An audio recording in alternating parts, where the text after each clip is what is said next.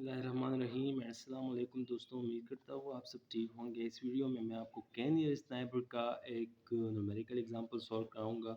दोस्तों इस एग्जांपल को देखने के बाद आपको क्लासिफिकेशन और रिग्रेशन क्लियर हो जाएगा, क्योंकि मैंने कुछ वैल्यूज़ लिए हैं और फिर उन पे क्लासिफिकेशन के लिए एक एग्जांपल किया है और फिर रिग्रेशन के लिए भी एक एग्जांपल किया है, और साथ ही मैंने एक ग्राफ भी बनाया। तो इस वीडियो के को देखने के बाद आपको किसी भी वीडियो की देखने की ज़रूरत नहीं होगी। इंशाल्लाह आपको सब कुछ समझ में आ जाएगा। जितने भी मैथमेटिकल कैलकुलेशन है कैन इन के, वो आप सबको समझ में आ जाएगा। तो जैसा कि आप देख सकते हैं कि इस एग्जांपल में मैंने 4 एग्जांपल्स लिए हैं। हमारे पास 3 फीचर्स दिए गए हैं, एक्स वाई और सी। सी तो हमारे पास जो आउटपुट वैल्यू है वो है। वैसे हमारे पास यहाँ पर दो ही फीचर्स दिए गए हैं, और कैनन में यूजुअली हमारे पास इसी तरह दो फीचर्स दिए गए होते हैं। एक एक्स होता है, एक वाई होता है, या यूजुअली एज और वेट होता है, या एज और हाइट होता है। तो पेपर में इस तरह के क्वेश्चंस आते हैं। तो फिर हम क्या करते हैं कि हमें एक न्यू वेरिएबल, एक न्यू पॉइंट दिया होता है, और उसमें एक्स और वाई फीचर्स होते हैं, और फिर हमें के की वैल्यूज़ दी होती है। के 1 भी हो सकती है, 2 भी हो सकती है, 3 भी हो सकती है। यूजुअली 3 होती है, तो मैंने इसलिए यहाँ 3 लिया है। मैं आपको समझाऊंगा कि के क्या चीज़ है। पहले मैंने क्या किया है कि मैंने जो ये वाला एग्जांपल है उसकी वैल्यूज़ मैंने लिए। फॉर एग्जांपल मैंने एक्स लिया है 7, फिर मैंने जो हमारे हमें न्यू वैल्यूज़ दिए गए उसका मैंने 3 लिया है, फिर मैंने 7 लिया है इधर, फिर मैंने ये वाला 7 लिया है, दोनों का स्क्वायर लिया है, और फिर अंडर रूट। ये यूक्लिडियन डिस्टेंस है। यूक्लिडियन डिस्टेंस, हमें यूक्लिडियन डिस्टेंस से ही कैनन को सॉल्व करना है। सिमिलरली यहाँ पर मैंने 7 लिया है इधर, और फिर मैंने 3 लिया है, फिर मैंने 4 लिया है इधर, फिर मैंने 7 लिया है, फिर मैंने अंडर रूट लिया है, और मुझे ये वैल्यू मेरे साथ आ गई है। सिमिलरली इस एग्जांपल पे के लिए भी मैंने किया है, इस एग्जांपल के लिए भी मैंने किया है। ठीक है, मेरे पास वैल्यू आ गई है। मुझे के जो नियरेस्ट नाइबर है वो 3 है। इसमें मैंने क्या करना है, मैंने जो मिनिमम 3 वैल्यूज़ है वो मैंने सेलेक्ट करने हैं। तो मेरे पास जो सबसे कम वैल्यू है वो है 3, तो मैंने एक ये सेलेक्ट कर ली। फिर 3.6 मेरे साथ आई है, और फिर मेरे पास 4 आई है। तो k इक्वल टू 3, हमारे पास 3 वैल्यू हमने कंप्लीट कर लिए। अब हमने क्लास को देखना है कि हमारे पास जो इन 3 वैल्यू के जो लेवल है वो क्या है। तो इन दोनों के लेवल गुड गुड है, और एक हमारे पास है बैड। तो गुड की जो रेशियो है वो ज़्यादा आई है हमारे पास, क्योंकि हमारे पास 2 गुड आए हैं और 1 हमारे पास बैड आया है। तो 2 इज़ ग्रेटर देन 1।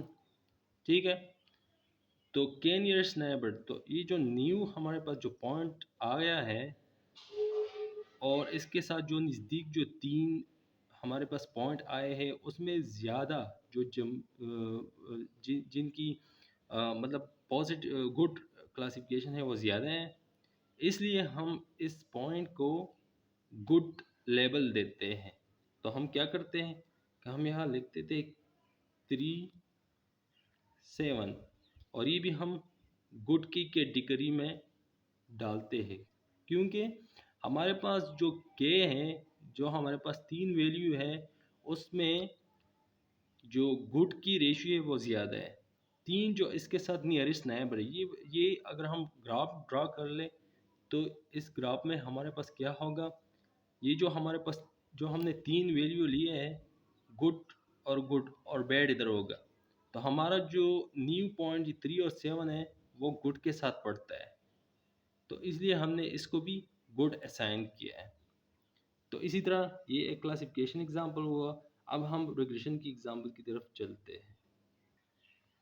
अच्छा, तो अब हम रिग्रेशन की एग्जांपल करते हैं। रिग्रेशन में भी हमें के इक्वल टू 3 दिया गया है।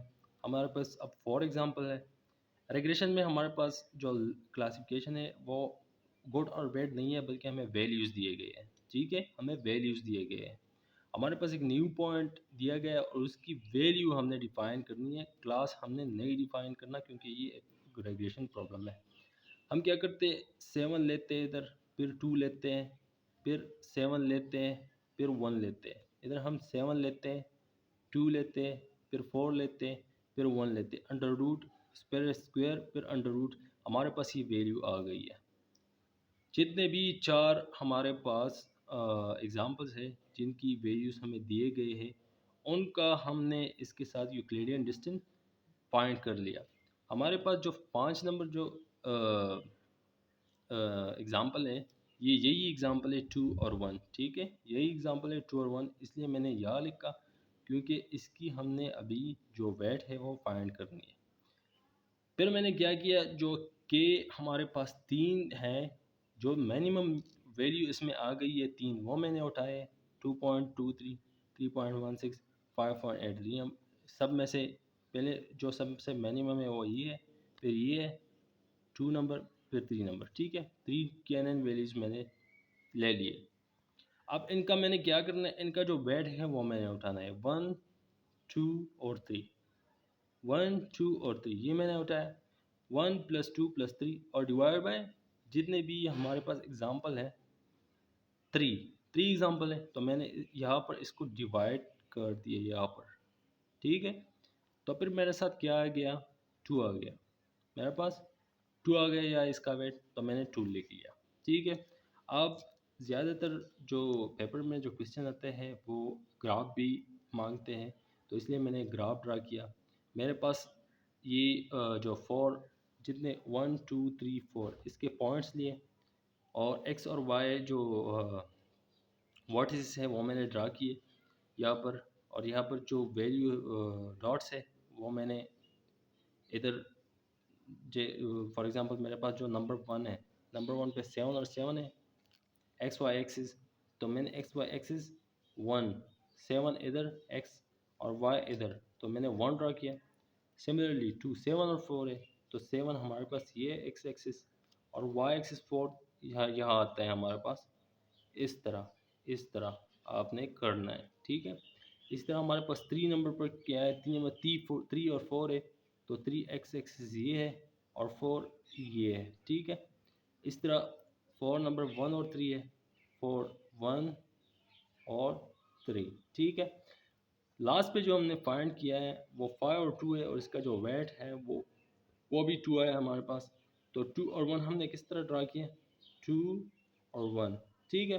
तो अब हम देखते हैं कि हमारे पास जो यूजुअली अगर हम देखें तो जो इसकी जो वेट है वो ज़्यादा है, वो 6 है। और अगर आप ग्राफ में भी देखें ना, तो ये हमारे पास जो है वो काफ़ी दूर पड़ता है। तो अगर फॉर एग्ज़ाम्पल हमें एक क्लस्टर बनाना है इसका, तो हम इसका क्लस्टर इस तरह बनाएंगे, क्योंकि जो न्यू हमारे पास जो वैल्यू आए उसका ये वो हम इस क्लस्टर में रख देंगे और इसका सेपरेट क्लस्टर रख देंगे। तो ये हमारे पास KNN का रिग्रेशन और क्लासिफिकेशन का एग्जाम्पल हो गया। उम्मीद करता हूँ कि आपको समझ में आया होगा, और इसके बाद हम इसका पाइथन में भी एक एग्जाम्पल करेंगे। मेरी वीडियोस को आप देखते रहिए, मैं आपको मशीन लर्निंग जितने भी ट्यूटोरियल्स हैं मशीन लर्निंग डेटा माइनिंग में आप सब वो सब आपको क्लियर कर दूंगा। इंशाल्लाह आप मेरी वीडियोस को देखते रहिए, दोस्तों के साथ शेयर करते रहिए और डेली इसको रिवाइज करें। इंशाल्लाह आपको मशीन लर्निंग में कोई प्रॉब्लम नहीं होगा। Thank you.